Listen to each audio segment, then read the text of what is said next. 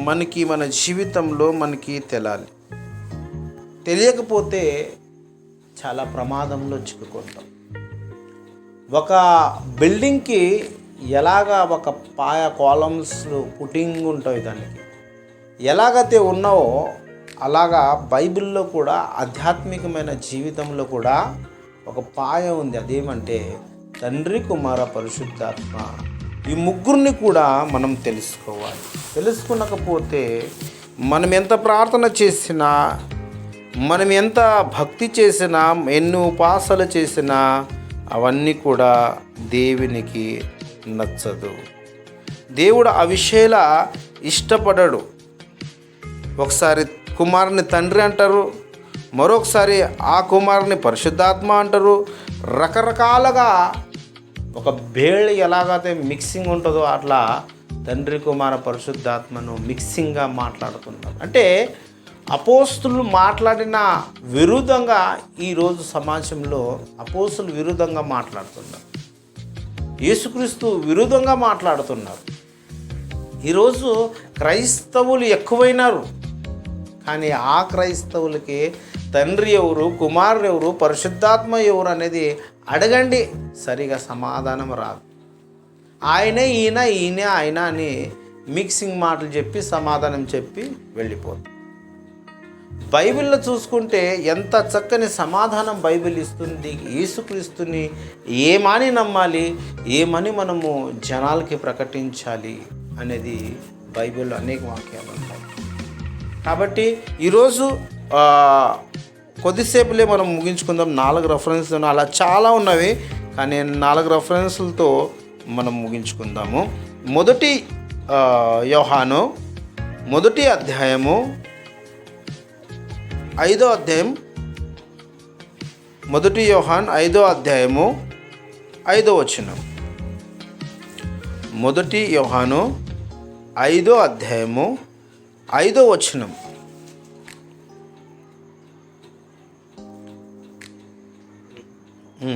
వచనం 5.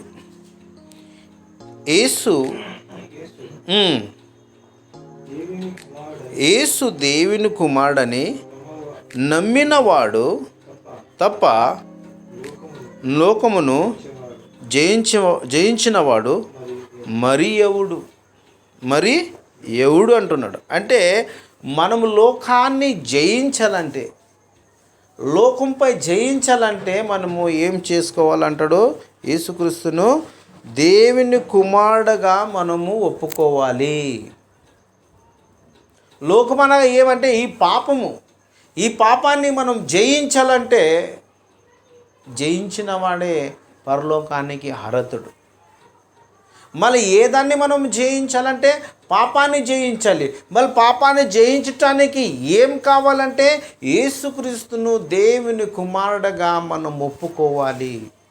తండ్రి అంటే ఒప్పుకున్నది నడదు. పరిశుద్ధాత్మను ఒప్పుకుంటే నడదు. ఇక్కడ యేసుక్రీస్తును దేవుని కుమారుడని ఒప్పుకున్నారు. వాక్యాలు ఉన్నవి ప్రత్యేకంగా. బైబిల్ ఎలా చెబుతుందో అలాగే మనము నడవాలి, వినాలి, ఇతరులకి చెప్పాలి, నమ్ముకోవాలి. లేదు ఇక్కడ తండ్రినే ఒప్పుకుంటే ఏం పర్వా అని అంటే లేదు, అది వాక్యం విరోధంగా. ఇక్కడ ఏముందంటే యేసు దేవుని కుమారుడు నమ్మినవాడు తప్ప లోకమునకు జయించినవాడు మరి ఎవడు? అంటే ఎవరు జయిస్తారప్పా ఈ లోకంపై? ఒక ప్రశ్న మనం వేసుకుంటే ఈ లోకంపై, ఈ పాపంపై జయించాలప్పా అంటే యేసుక్రీస్తును దేవుని కుమారుడుగా ఒప్పుకుంటేనే వాడే జయించుతాడు. మళ్ళీ యేసుక్రీస్తును తండ్రిని ఒప్పుకుంటే జయించాడు. యేసుక్రీస్తును పరిశుద్ధాత్మను ఒప్పుకుంటే జయించాడు. ఇంకా వాడు ఏమిట్లో ఉన్నాడు? పాపములో ఉన్నాడు. ఇంకా అంధకారి చీకటిలో మనిషి ఉన్నాడు. వెలుగులో రావాలంటే, ఒక పాపమైన జీవితాన్ని విడవాలంటే యేసుక్రీస్తును దేవుని కుమారుడుగానే ఒప్పుకుంటే లోకంపై మనం జయిస్తాం. ఎప్పుడు కూడా ఈ వాక్యాలు మనం మరవకూడదు మన జీవితంలో. ఈరోజు పాపం అనేది మనకి ఎదురవుతుంటుంది. అప్పుడు తన కుమారుడైన యేసుక్రీస్తును జ్ఞాపకం చేసుకోవాలి. ఆయన ఎలాగ లోకంపై జయించాడు అనేది మనం తెలుసుకోవాలి. ఆయన నమ్మిన వారు దేవుని కుమారుని మనం ఒప్పుకుని నమ్మిన వారు మనం కూడా లోకంపై మనము జయిస్తున్నాం. అలాగే ఇంకొక మాట అలాగే చదువుకుందాం. అదే యోహాను 4వ అధ్యాయము, అదే యోహాను 1 యోహాను 4వ అధ్యాయము 15 వచనం. 4:15 యేసు దేవుని కుమారుడని ఎవడు ఒప్పుకొనునో వానిలో దేవుడు నిలిచి ఉన్నాడు, వాడు దేవుని యందు ఉన్నాడు. నేను దేవుని యందు ఉండాలి అండి. దేవుడు నాలో ఉండాలి అంటే ఏం చేయాలి? మనం యేసుక్రీస్తును దేవుని కుమారుడుగా ఒప్పుకోవాలి. ఒకవేళ యేసుక్రీస్తును దేవుని కుమారుడుగా ఒప్పుకోనకపోతే దేవుడు నీలో లేడు, నీవు కూడా దేవునిలో లేవు. స్పష్టంగా క్లియర్ చేస్తుంది మాట. ఏమంటుందంటే యేసుక్రీస్తును దేవుని కుమారుడుగా ఒప్పుకుంటే వానిలో దేవుడు నిలిచి ఉన్నాడు, వానిలో దేవుడు నిలిచి ఉన్నాడు, వాడు దేవుని యందు ఉన్నవాడు. లోకంలో ఈరోజు మనం దేవునిలో ఉండాలంటే, స్థిరంగా విశ్వాసంతో కడవర వరకు ఉండాలంటే యేసుక్రీస్తును దేవుని కుమారుడుగా ఒప్పుకోవాలి. అప్పుడే దేవుడు మన తోడుంటాడు, దేవుడు మనలో ఉంటాడు, మనం లోకంపై మనం జయించగలుగుతాం. అలాగే ఇంకొక మాట చదువుకుందాం. ఇప్పుడు మార్త చూడండి ఎంత బాగా మాట్లాడింది. సీమోను గురించి మాట్లాడదాం, తర్వాత మార్త గురించి. మత్తయి సువార్త 16వ అధ్యాయము 16వ వచనం. మత్తయి సువార్త 16వ అధ్యాయం 16వ వచనం. ఇక్కడ సీమోను కూడా ఏం చెప్తున్నాడు యేసుక్రీస్తు గురించి? యేసుక్రీస్తు ఆనాడు నా గురించి జనాలు ఏమనుకుంటున్నారు? ఈరోజు జనాలు నన్ను గురించి ప్రవక్త అనుకుంటున్నారా, రాజు అనుకుంటున్నారా, ఏమనుకుంటున్నారు? అందుకు సీమోను పేతురు, నీవు సజీవుడగు దేవుని కుమారుడైన క్రీస్తునని చెప్పెను. పేతురు ఏం చెప్పినాడంటే సజీవుడైన దేవుని కుమారుడు అని చెప్పినాడు సీమోను. ఇది సాక్ష్యము. ఈరోజు యేసుక్రీస్తు అడిగినాడు, ఆ రోజు తన బ్రతుకున్న దినాల్లో అడిగినాడనని జనాలు ఏమని ఒప్పుకుంటారు, ఏమని నమ్ముతారు, ఏమని అర్థమైంది జనాలకి. ఆ రోజు అడిగితే రకరకాలుగా చెప్పినాడు. కానీ సీమోను ఏమన్నాడంటే నీవు సజీవుడైన దేవుని కుమారుడు అన్నాడు.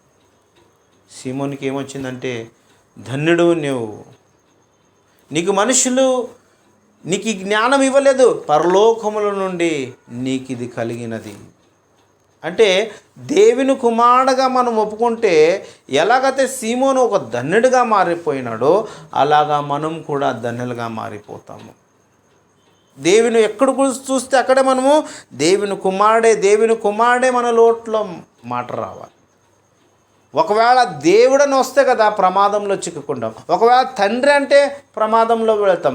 ఒకవేళ పరిశుద్ధాత్మ అంటే ప్రమాదంలో వెళ్ళిపోతాం.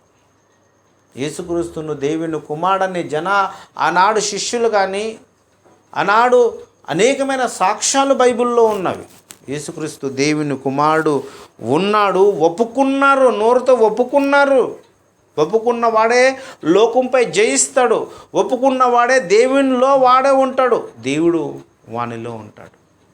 అలాగే ఇప్పుడు సీమోను ఏమన్నాడంటే సజీవుడగు దేవుని కుమారుడు అని క్రీస్తు అని చెప్పెను. అలాగా ఇంకొక మాట మనం చూసుకుందాము. యోహాను సువార్త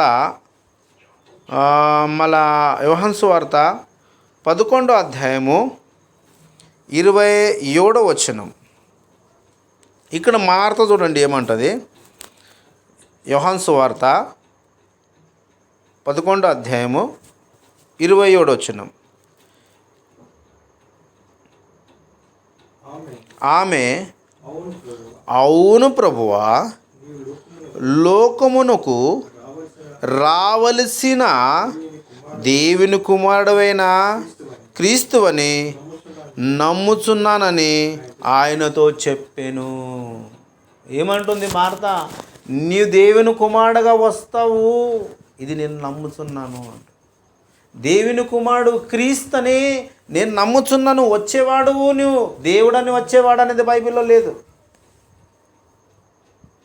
ఇక్కడ మార్త నీవు దేవుడుగా వస్తావు, ఒక తండ్రిగా వస్తావు, ఒక పరిశుద్ధాత్మగా వస్తావు అనేది కాదు. ఇక్కడ మార్త ఏమనిందంటే, అవును ప్రభువా, నీవు లోకమునకు రావలసినది దేవుని కుమారుడు క్రీస్తు అని నమ్ముచున్నది ఆయనతో చెప్పాను. ఇంత మంచి మాట అండి ఇది.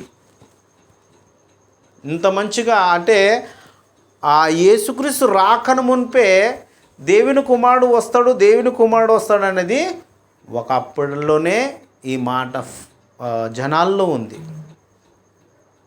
దేవుని కుమారుడు వస్తాడు కాబట్టి ఈవిడ సాక్ష్యం ఇచ్చింది. అవును ప్రభువా, నీవు దేవుని కుమారుడైన క్రీస్తుని నేను నమ్ముచున్నాను. రావలసినది నీవు దేవుడు కాదు. ఇప్పుడు దేవుడు అంటారు. దేవుడు ఒక్కడే, ఆయన తండ్రి అయిన దేవుడు, ఆయన యెహోవా దేవుడు. ఆయన తప్ప ఏ దేవుడుని లేడు. దేవుడు ఒక్కడే, ఆయన యెహోవా దేవుడు. మళ్ళీ యేసుక్రీస్తు ఎవరున్నారు, ఏమని ఒప్పుకోవాలి, ఏమని నమ్మాలి, ఏమని జనాలు చెప్పాలంటే యేసుక్రీస్తు దేవుని కుమారుడని మనం నమ్మాలి, జనాలకి చెప్పాలి. అప్పుడే రక్షింపబడతాము. వాడు లోకంపై జయిస్తాడు. దేవుడు వానిలో ఉంటాడు. కానీ ఈరోజు యేసుక్రీస్తును సరైన రీతిలో తెలుసుకున్నాక అపార్థమైన విషయాలను తెలుసుకొని బైబిల్ విరోధంగా మాట్లాడుతున్నారు, బైబిల్ విరోధంగా నిలిచి ఉన్నారు. ఈరోజు ఎవరు?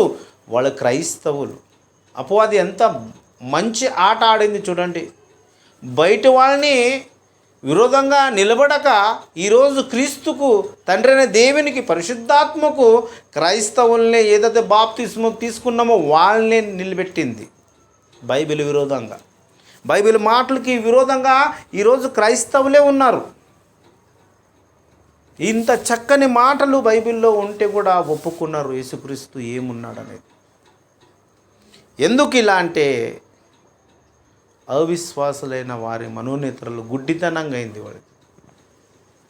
ఎవరికని ఈరోజు మంచి ఒక రెవరెండ్ బిషప్లు ఎవరెవరుండరో వాళ్ళందరికీ సరైన జ్ఞానం లేదు.